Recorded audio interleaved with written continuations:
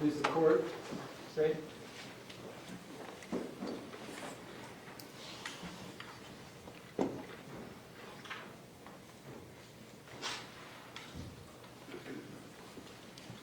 Ladies and gentlemen of the jury,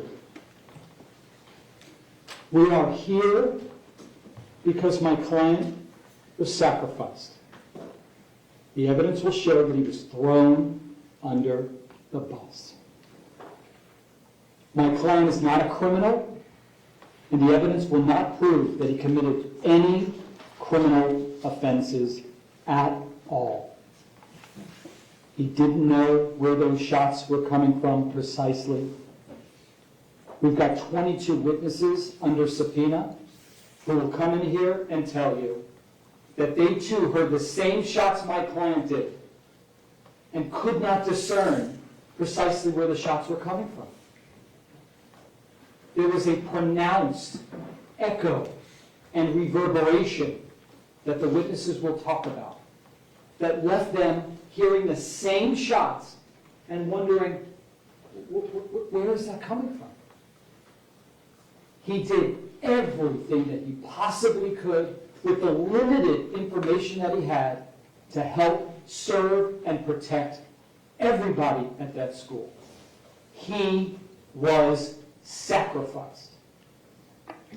Objection, Your Honor. It's over. It's opening statement. Again, ladies and gentlemen, this purpose of the opening statement is for the lawyers to tell you what they believe the evidence is going to show, but I'll remind you what the lawyers say is not evidence. Go ahead, sir. Details matter. We wanted jurors who are extremely detailed, and I'm going to get into the weeds so you understand specifically what occurred. Numbers. Let's talk some numbers because they don't lie, and that kind of sets the parameters of what happened. First number, 6:36. 6 minutes and 36 seconds. That's how long that monster, Nicholas Cruz, was in the 1200 building committing his atrocities. Merely 6 minutes and 36 seconds. My client was there at the end of his rampage for 4 minutes and 15 seconds. I wanted to make sure you all had notepads so you could write down these details. They're critical. 4 minutes and 15 seconds.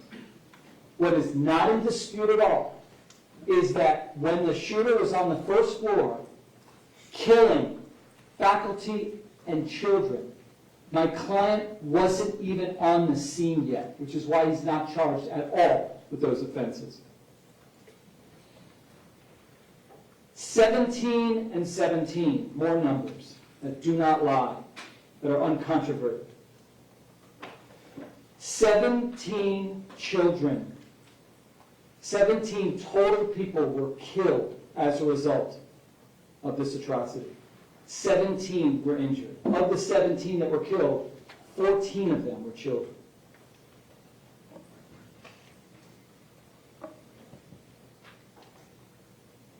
I want you to take a look and understand why we're here. We're here because of this monster.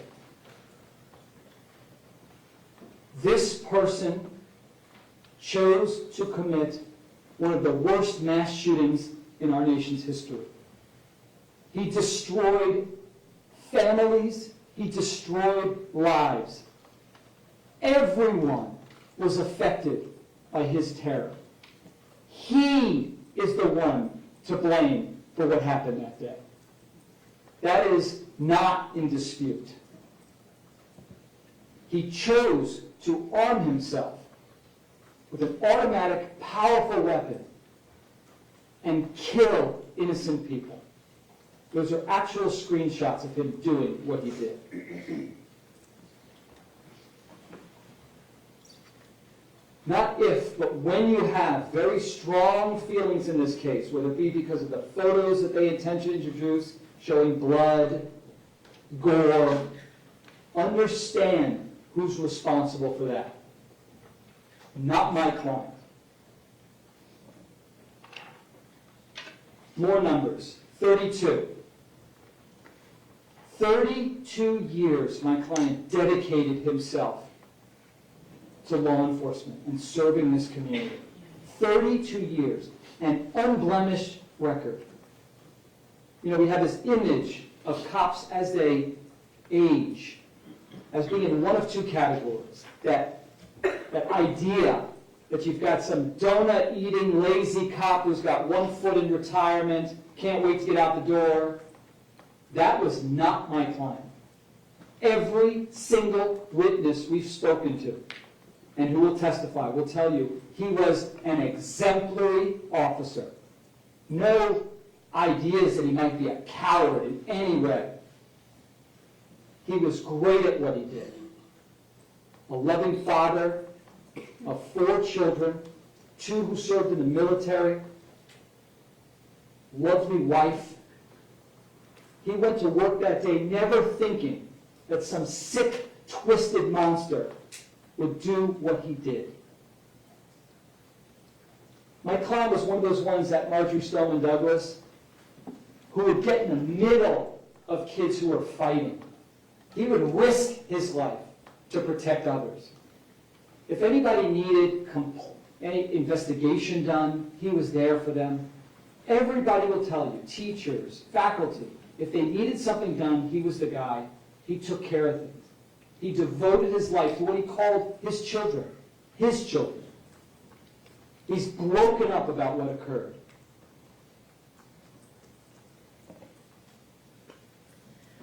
He was an award-winning deputy.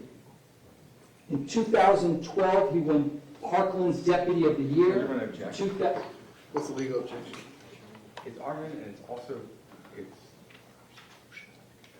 that was part of, I believe, our motion in limine in this case. The court ruled on it and previously.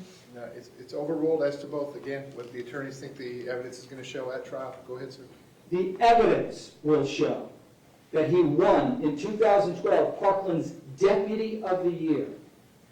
In 2015, he won Parkland's School Resource Officer of the Year. And then once again in 2016, he won Parkland's Deputy of the Year. This is within just 2 years of the February 2018 vicious attack on that school. This was an award-winning, decorated officer. He was an elite officer who did his job zealously and professionally and with courage. So what we have here is a man with a decorated history of serving the community for 32 years, and in literally 4 minutes and 15 seconds, they're claiming he became a criminal. That's what they're alleging. And understand what we're here for. We're not here to say, well, could he have done things differently if he had certain information? Administratively, should he have been, reprimanded? Should we award money to people? That's not what we're here for. We're here for one purpose. Because as we've learned, someone from their office filed a document, an information, a charging document, claiming 11 counts. And he has stood before this court and he said, I am not guilty. And for 4 years, every time he came to court, he said, I am not guilty. Because he's innocent. And he did not accept responsibility for crimes that he did not commit. Now, how did we get here? I want to talk about that now. How does a decorated officer who did everything he could with the knowledge that he had, and we'll get into that, how does he sit as a defendant with his liberty at stake in criminal court? Details matter. So let's go back to February 14, 2018. That's when the massacre occurred. Now, whether it's right or wrong, the people at the top always get blamed. Sometimes it's justified, sometimes not. If it's raining outside, well, it's the president's fault. Gas prices go up, president's fault. But sometimes it's justified. What I will not do in this case at all is tell you whether Sheriff Scot Israel, who was the head of the Broward Sheriff's Office, whether it was justified that he was getting tons of criticism immediately after this. I will not get into that because I don't like the idea of anybody blaming someone without having all the facts. I won't do that. I won't be a party to that. You got one finger pointing out, you got three pointing back. But what I will say is that the governor did find that he was incompetent and he was removed from office. But before that ever happened, Sheriff Israel, who was on the hot seat, did a Jake Tapper CNN town hall meeting. Is budget objection irrelevant? Well, as to the relevancy objection, it's overruled, but Mr. Eiglarsh, let's stick to what you think the evidence is going to be in this case. Go ahead, sir. If they don't call him, we will call Sheriff Israel to testify. We will. We have no burden in this case, but we will make sure that we call him to testify. And he will admit to you that he was under pressure. Naturally so. He's at the top. People started to question why certain deputies didn't go in, and we'll get to why they didn't. He wasn't the only one, by the way. There was at least 6 others that we will call to testify. We will explain why they didn't go into the building either. They also thought the shots were coming from a different area, based on the reverberation and based upon the echo.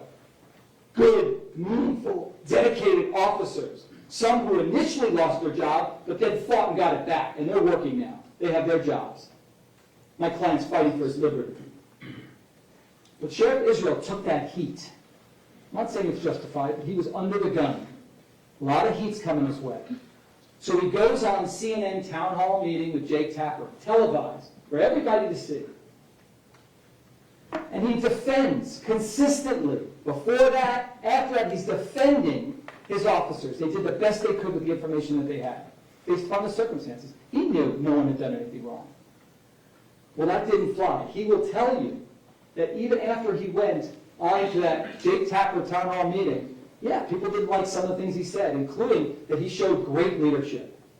And his officers didn't do anything wrong. You know, he took a lot of heat. So what does he do? Understand, he's the head of BSO. Thousands of deputies. But like any of us, we have supervisors. And if something looks wrong, you bring in somebody and you say, well, tell us what happened. You know, why didn't you go in? And you sit down and you talk to him. You think that occurred? No, because that didn't fit his agenda. What you will learn, the evidence will show, is that Sheriff Scot Israel put Sheriff Scot Israel number 1. Sheriff Scot Israel's ego is not his amigo. So what he did is the very next day, after he took the heat, after that CNN town hall meeting, and just so we're clear, this is who we're talking about. This is him at the CNN town hall meeting, defending everybody, no problem, but then he took the heat. And the very next day, this is him, at a very famous press conference that set into motion why he's sitting there. Objection, Your Honor. No, again, it's overruled, if that's what the lawyer believes the evidence is going to show. Again, ladies and gentlemen, I'll remind you, opening statements, this is not evidence. What the lawyers tell you is not evidence. It's what they believe the evidence is going to show. The objection's overruled. Go ahead, sir. This press conference set into motion such unbelievable pressure. We'll talk about what happened. Let's talk about what he said and what he didn't say. He announces to the world, with all the media there, this was the biggest case around, biggest atrocity. People want to know what happened. And at that press conference, he said, regarding my client, well, he didn't go in to kill the killer. Now, what did that mean to all of us? I mean, anyone watching. Okay, wait a second.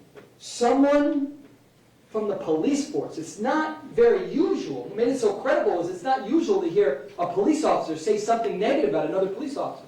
But even worse, and what made his words so problematic, is that it came from the top. A guy that people knew, a public figure, who spent his career trying to get everyone to perceive him as credible and believable and honest. And now he's throwing my client under the bus. He's saying he should have gone in to kill the killer.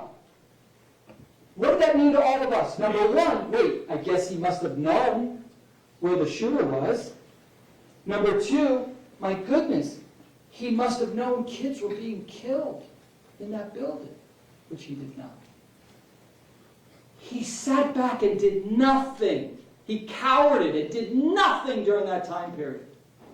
Well, naturally, all of us, and I include myself, said, my goodness, what kind of person does that? It was perfect. The media ran with it because now you had a villain. They had Cruz, but now you had a villain. Imagine a veteran officer where they make it seem huddled down and just did nothing and protected himself. That's not what happened. But that served Sheriff Israel's purpose. And here's what's more insulting and worse. Not only didn't he try to reach out to my client, the argument would be, well, there's thousands of deputies. Why would he reach out to my client? Because they were friends, ladies and gentlemen. Friends. Sheriff Israel worked as a football coach at Marjorie Stoneman Douglas while my client was there. Sheriff Israel's 3 sons all went to Marjorie Stoneman Douglas when my client was there. Sheriff Israel constantly spoke of my client, even asked him for help when one of his sons got stung with a bee at the school. He called Scot Peterson. When another son was hanging out with the wrong crowd, Scot Peterson was there to help. He had Scot Peterson's cell phone number. All he had to do if he cared about the truth was call him up and say, why did you go in? How rough was it? Tell us what happened. The evidence will show he didn't do it, and there's only one reason why. Because anything my client said, which would have explained why he didn't go in, would not have served Scot Israel. He didn't want to hear the other side. He needed a scapegoat. It's politics 101. Objection, Your Honor. Yeah, that's going to be sustained at this point. Mr. Eiglarsh, let's get on to the facts. The evidence will show that Scot Israel said, I give you Scot Peterson. Objection, Your Honor. Yeah, that's sustained, Mr. Eiglarsh. So what happened Hold on, next? sir. We're not going to talk about the former sheriff anymore. Just Got what you it. believe the evidence is going to show at trial. Go ahead, sir. Got it. So as a result of that press conference, everything goes out there, and then it's no surprise. The governor gets involved. Objection, Your Honor. Yeah, that's sustained. Quick sidebar. Can you all do the hits?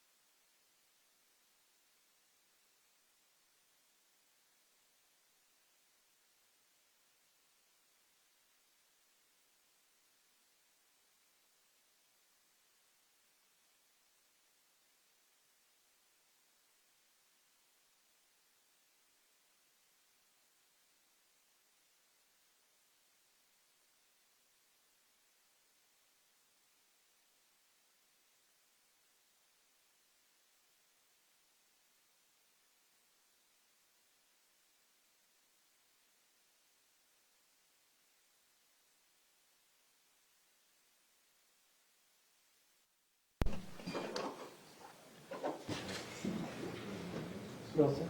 Yes, sir, go ahead. You'll hear that the man that we're talking about, Sheriff Israel, is someone who, when he got an email from one of the parents in this case. And the parent asked him, why didn't he go in? Why? He could have prevented my daughter's death. And Sheriff Israel responded, well, we're wondering ourselves. Can't teach courage, his whole thing. But what he failed to tell her was, your daughter was killed on the first floor. He wasn't even at the scene at that time. That's not even, you heard that from the state, that's not even in contradiction. My client wasn't even on the scene, he was heading towards the scene. This is a man who cared so much about himself, the evidence will show, that to this day, I believe that there is a mother whose child was killed on the first floor, who blames my client because Sheriff Israel never told her the truth. That is so disturbing. And I'm going to ask him about that. He needs to answer for that publicly. You're going to learn that an investigation began. And the lead investigator, Keith Riddick, who I'm going to have on the stand for quite some time, he's got a lot of explaining to do. It will not be quick, folks. Just a little taste. I will ask him, this issue, big issue in this case is what my client knew, right? Because he's saying he didn't know where the shots were coming from at certain times, thought maybe the 1,200 building, but maybe the 1,300 building, maybe the 700 building. There were so many things going on that my client then says on his radio, while he believes the shooter is still in the building, Perry, referring to Deputy Perry, who was with someone who was injured. He just announced he was with someone who was injured. He said, Perry, does he know where the shooter is? Asking in real time, does that person know where the shooter is? To try to find out where it is. And you will learn that Keith Riddick left it out of his report. And when asked, why? He said, well, the shooter was gone by then. I said, you mean by a minute and a half? No one on the scene knew the shooter had gone. He left through the west exit. My client didn't know. No one knew. Don't you think that goes to a state of mind? No, I don't. That's what you're dealing with. Or number two, he wrote, there's no evidence to support what my client said to investigators, that he ordered a code red. Yet, Anna Ramos, we will call her, she will take the stand, she works for the school. She heard my client immediately order a code red for the benefit of all the kids, including the ones on the 3rd floor that he is accused of neglecting. She came up to him and gave him a hug at one of the funerals to thank him for ordering the code red because it saved lives.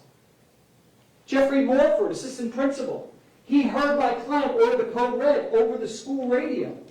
And then as a result, he said he ordered the code red. He only did it because he told me he heard Peterson do it. But Morford is credible and believable, yet Riddick, the lead investigator, fails to include that information in his report.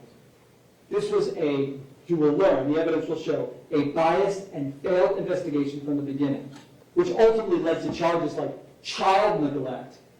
We'll focus more on that throughout this case, but that somehow all of this leads to child neglect, charging him as if he's a mother who fails to give their child water or food, or a teacher. Objection, argument. Yeah, that's sustained. Go ahead, sir. The What you evidence believe will the evidence will show. The evidence will show that they charge him with child neglect, ladies and gentlemen. More on that throughout this case. Now, let's talk about the facts of what occurred and what really happened. And you've got paper and pen. Make sure that you understand exactly what occurred. Let's do a general overview first. Prosecutor kind of went over it with you. I want to start big, and then we'll get down into the minutia. I absolutely want to make sure at all times you understand this fully. If there's ever a time that I think I might need to go back and make it clear, forgive me. It's only because I want you guys to fully understand what's going on here, okay? So, first, this is a kind of an overview of the school. Now, while this board is small, it in no way represents the 45 acres that the school is. I need you all to understand that, because unfortunately, we're not going to get to go to the school together. We're not. So I'm going to have to do the best I can to recreate it. And like going to Paris and seeing the Eiffel Tower, or Egypt and the pyramids, there is no way to properly recreate it. There's not. We're at a loss. So I'm going to do my best. Objection, Your Honor. Yeah, that's sustained. Another quick sidebar, please.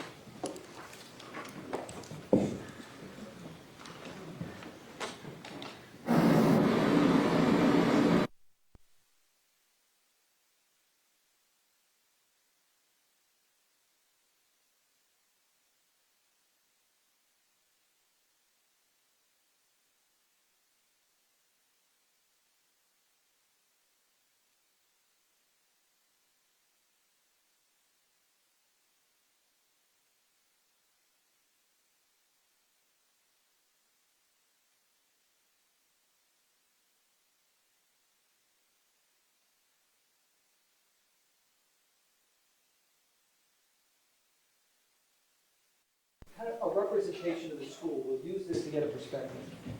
This is building number 1. Let's start there. Building number 1 is where my client's office is, where it was anyway. Scott's office was, and where he was while he got information that there was firecracker complaint inside the 1200 building. Okay, so understand, he's here. Let me stay general. Okay, this is the 1200 building where it occurred. This is literally like a football field. I mean, this is far. Then you have next to it the 1300 building, and then you'll hear reference in my opening and throughout this case, the football field. This is over here. This is literally hundreds of yards away. Hundreds of yards from the 1200 building. So when you hear, for example, Deputy Kratz, who will testify that he went on his radio during the shooting, while the shooter was actually on the 3rd floor, and yells, "Shots fired by the football field, football field." And my client's trying to figure out in real time where the shots are coming from. Deputy Kratz is referring to over here, hundreds of yards away, not where the actual shots were coming from. Kratz will tell you in his own words, he literally thought the shooter was 30 feet away from him on the football field. So this is the overview. Okay, I'll refer to it if needed, but just so you have a perspective. So my client was here, building number 1.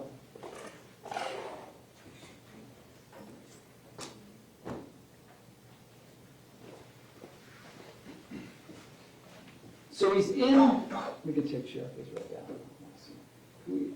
Is there a way just to take that off for 1 second? We'll be putting it back up. Thank you, Judge. So my client was in his office before the shooting took place. And what he was doing is he was investigating a felony. One of the students, an 18-year-old, had a fake driver's license. And what he was doing was he was researching at the time the statute, the felony statute, so he could tell the father who was coming to the school and the daughter. He wasn't going to arrest her or anything, but they wanted to know it's a very serious offense to possess a counterfeit driver's license. So he was busy researching that. His phone was across the room being charged. What he did over here at one point, shots fired, not shots fired, excuse me, firecrackers in the 1200 building, firecrackers. Now, it was Valentine's Day, there had been fireworks let off in the building before. It wasn't like, oh my goodness, at that point. So he and Kelvin Greenleaf begin to leave. When they start to run is when all of a sudden the fire alarm goes off. You'll see on the video, they start to head towards there, and all of a sudden, fire alarm. And then they start to run. Now let me just stop. The evidence will not show that then he goes, wait a second, those firecrackers or fireworks could be gunfire. Let me go jump into my car and drive away. You will learn that that never happened. See, that we could all agree would be neglectful.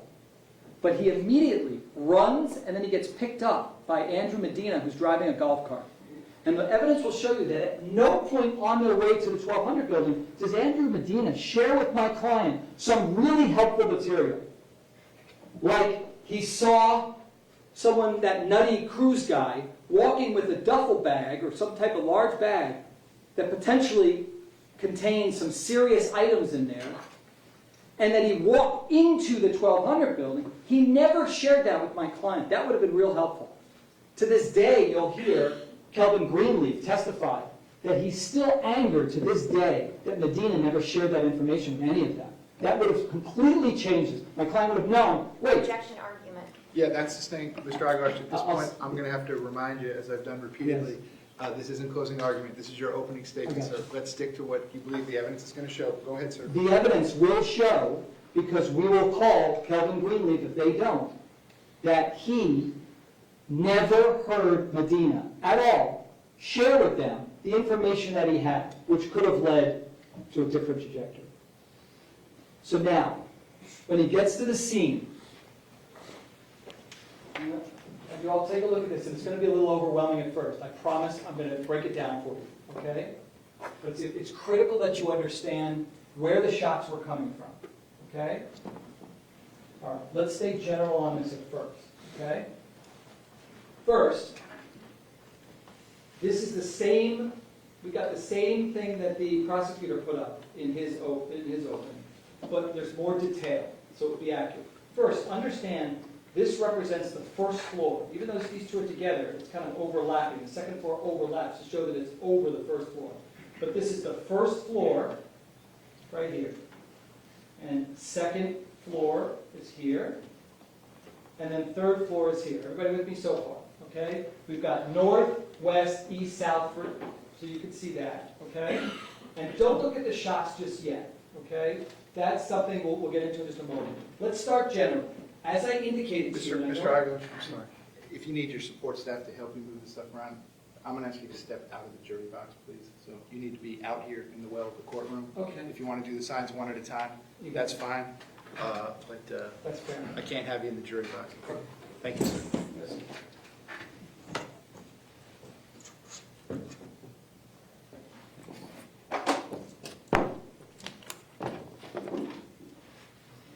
Okay, so I'll stand over here. Everyone can still see?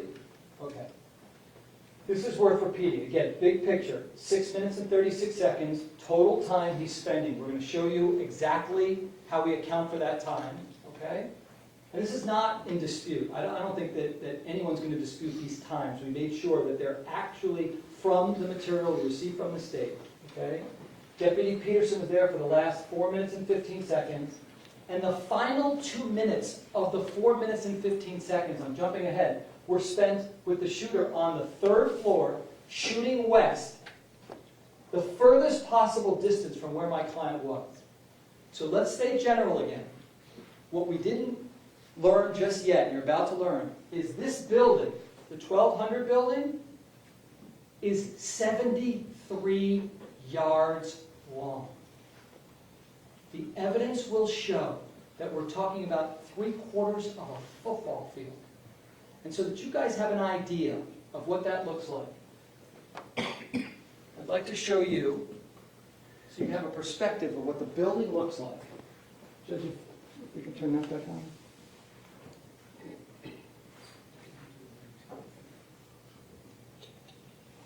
This picture doesn't even have the entire building in it. It was the best one that we got. So what I want you to take a look at is this. Let me hit play for a second. This is, here we go, yeah, it is playing. Okay, from one end all the way to the other end. Take a look.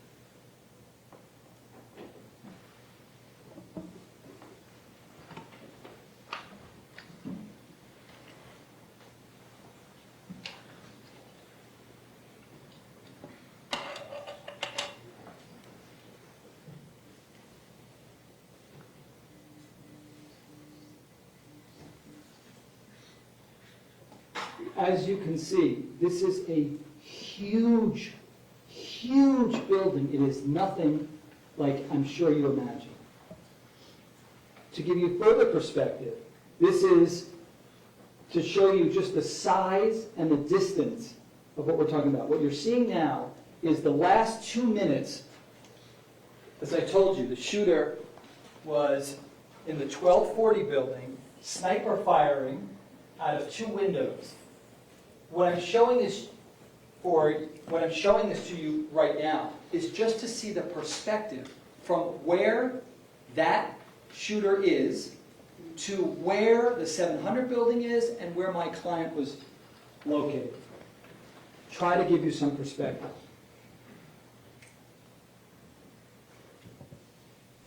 I'll pause it at one point. And by the way, what you're looking at is a recreation done by the state of what the shooter was doing.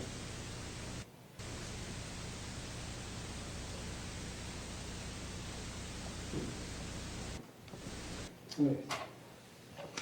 Technology.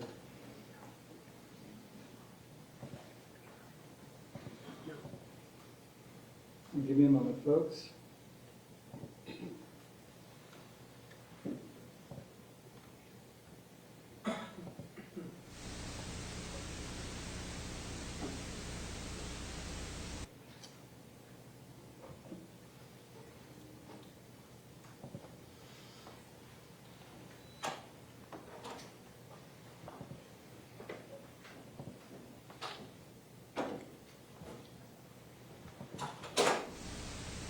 I'm just going to let it run. I will not stop it, but I'll talk over.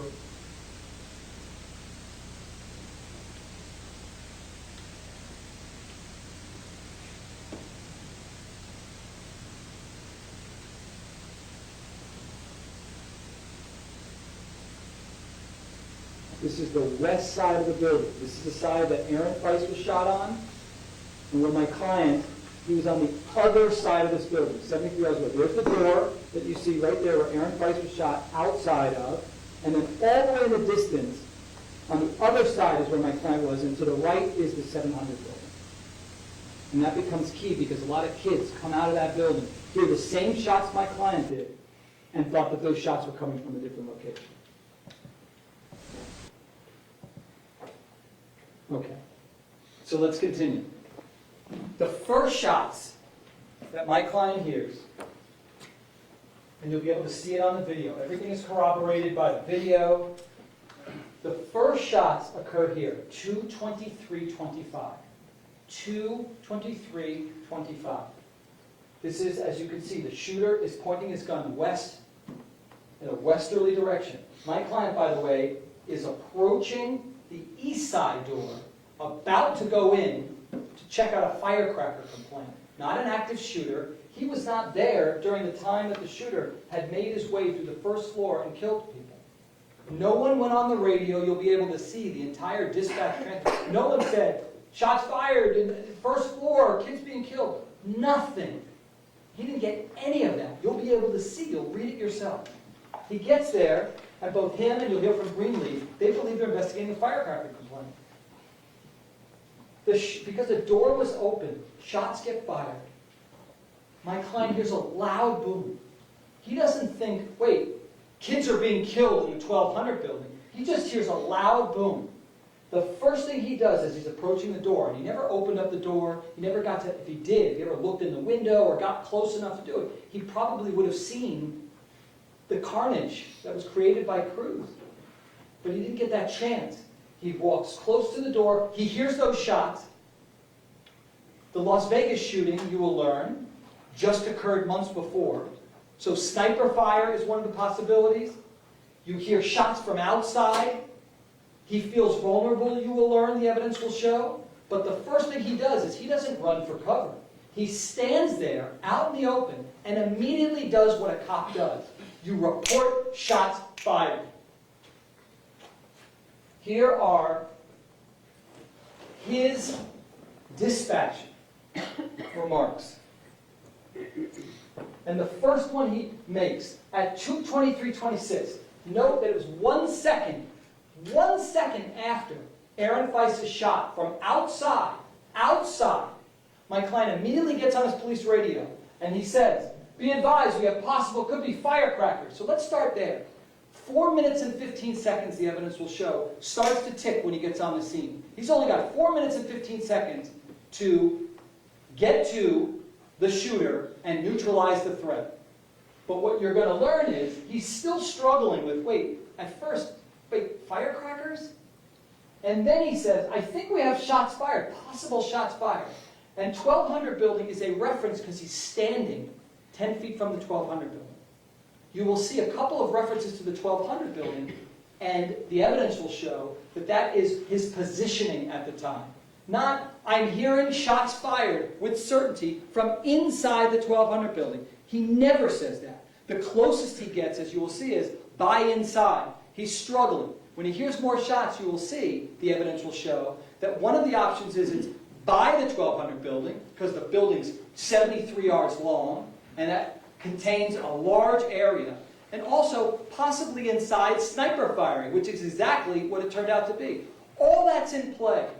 You will learn that we know so much now about what actually happened. Objection, argument. Yeah, that's sustained, sir. The evidence will show that neither he nor the officers in real time had all the information that we have today. That's just a fact. So everything in his mind is at play. Everything, you will learn, is a possibility at that moment. Now, this is telling, because right after this, again, we're talking about 20 some odd seconds later, my client is saying, "Make sure we get some units over here. I need to shut down Stoneman Douglas." This is the first of 5 transmissions where my client's making it clear, we need to shut down this school. He doesn't say, we need to get into the 1200 building because kids are being killed.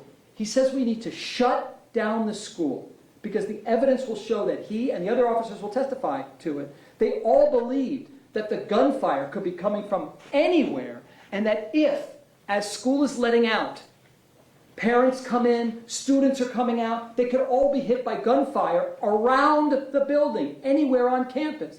Not, the evidence will show, not that everything was contained within the 1200 building and someone needs to rush in there. That's what the evidence will show. So my client, you will learn, went with Kelvin Greenleaf. He doesn't stand in the open. But right before he does, not only does he make this first transmission to send the cavalry, you'll hear many officers saying that my client was a great service to them because they didn't know about the shooting until he announced it. I mean, he set in motion the wave of all the officers coming to the scene. He did his job. You will learn then that he also gets on his school radio before, again, going to this tactical position of cover. Before he does that, he gets on a school radio and he announces, "Code Red," for the benefit of everybody on that campus. Then he doesn't stand out in the open, you will learn. He goes and he makes sure that he and Kelvin Greenleaf are protected over here. Because you will learn that both of them, Kelvin Greenleaf will say, "Listen, you don't stand out in the open." In fact, my client even said at one point to Kelvin and others, get away, get out of the way." I want to highlight just some of the other things that my client said in real time, and I also want to go into greater detail during the trial, okay, about what each of the shots meant and what he was thinking throughout this. But ultimately, you will learn that there was literally 34 seconds from these shots to here for my client to have gotten up and then somehow neutralized or killed the killer. You will learn that it took a SWAT team of 12 people 30 minutes to clear the first floor, second floor, because you don't just go running into the third floor and kill the killer. The evidence will show that the SWAT team had to first go through every classroom. It took them 30 minutes to clear the first floor, second floor, third floor. The evidence will show that even if my client knew, which he didn't, where precisely the shots were coming from at 4 minutes and 15 seconds when that started, there is no way he would have made a difference. No way. Objection, argument. Yeah, that's sustained. The evidence will also show that you'll hear from the officers who are over here, west of the building, that even when the shooter was in the middle of the third floor, that these officers thought that the shots were coming from a different location, outside, not inside. Just a few more transitions I want to go through, and again, we have the whole trial to be together to go through everything. I don't want to bring it all out in my opening, we'll get to it. Okay, I'm anxious for you to hear the evidence, okay? My client is saying, we don't have a description yet, we just hear shots fired, appears to be shots fired. Again, you see him trying to lock down the school. Get the school locked down, gentlemen, get it locked down. What that's doing, the evidence will show, is it's keeping officers and people away. Now, did that turn out to be, in retrospect, the evidence will show, the wrong decision? Objection argument. Yeah, that's sustained. Ladies and gentlemen, the purpose of these opening statements is just to give you a preview of what the lawyers believe the evidence will be. Mr. Eiglarsh, I'm going to admonish you at this point. Please refrain from any further argument. Continue and/or conclude your opening statement, please. Thank you. You will hear officers testify that by shutting down the school, officers didn't get in. And in retrospect, they will tell you that Objection argument. Yeah, that's sustained. Okay. That's sustained. Go ahead, sir. Great. So, again, at 2:25:56, this is all while the shooter is shooting. My client's saying, we're locking down the school, we're locking it down. He's reporting, I hear shots fired. So this allegation that he doesn't then include that he heard extra shots, it's right there. He's telling you, shots fired. And this is key, and this is why I put it in red. My client said at 2:28, so we're talking about literally 25 seconds after the shooter was done shooting, but understand something, the evidence will show. My client didn't know, nor did any of the officers know, that the shooter was gone. He slipped out, you will learn, through the west side door, the opposite side that he came in, and blended in and got away. So all the officers are thinking, for quite some time, that the shooter or shooters, and by the way, no one knew it was just one. You'll hear from the officers saying, there's the +1 rule. That if you think there's one, think that there may be two. If you think that there's three, there may be four. So understand that the evidence will show, now we know there's one twisted monster. But at the time, they're thinking there may be multiple. That's what the evidence will show.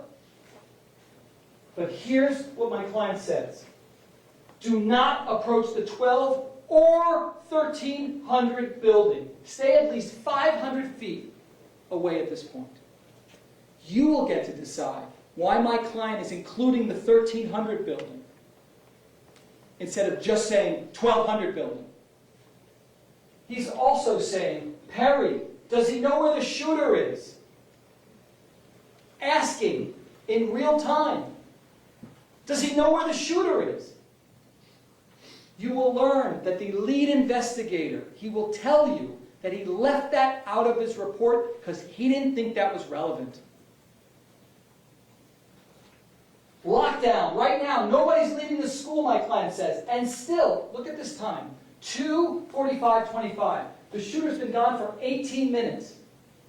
And my client is telling everybody, between the 12 and 1300 building is the last time we heard shots. Between the 12 and 1300 building. That's what all the officers heard, that's what they believed. Now I know you're wondering, didn't he get any information on his radio? Right? You'll learn that kids had cell phones. You will learn that they did call in that there is a shooter, and that shooter's located in the 1200 building. But you will learn that those calls went to Coral Springs Police Department, not Broward Sheriff's Office. You will learn that nobody conveyed the information that went to Coral Springs Police Department with the Broward Sheriff's Office. You will learn that nobody ordered that the radios be patched so that two agencies who are supposed to be working together could know all the same information. You will learn that Coral Springs police officers knew certain information because those calls came in to Coral Springs. But that the Broward Sheriff's Office officers, like my client, you will see what they learned, and at no time did they ever inform him that there were shots fired inside the 1200 building and that children were being harmed. Even Sheriff Israel will come and tell you that that was a colossal failure that hindered my client. He will also admit to you that the radios that they were using failed miserably. Meaning officers, you will learn, will come in here and say that they were trying to communicate with fellow officers and that the radios were throttling. So when they would try to make any type of announcement or hear things, they couldn't. It was, one officer will testify, it was like having a brick in your hand. Yeah, they have good training, you'll learn, but they never have training where their radios don't work. You will learn that officers will say, yeah, they have training, but they never have training where you have no idea where the shooter's located, just a general area.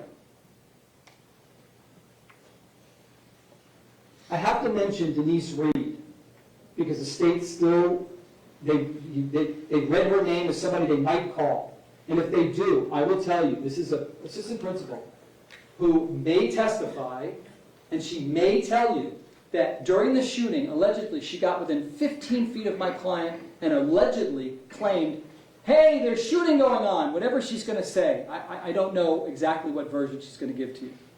But something like indicating that my client must have known then that shots were coming. Ladies and gentlemen, the evidence will show that there is a video showing her movement down the hallway. And you will see for your own eyes that in spite of her giving that sworn testimony, that she had this contact with my client, she literally is walking without breaking stride and then goes into the band room and stays in there during the whole shooting. You can clearly see with your own eyes she never, ever had any contact with my client, in spite of what she may allege if the state calls her. Ladies and gentlemen, as I conclude, I want to briefly touch on the perjury count, just for a moment. Detective Curcio will testify that when my client came in for this interview, it was 2 days after the shooting.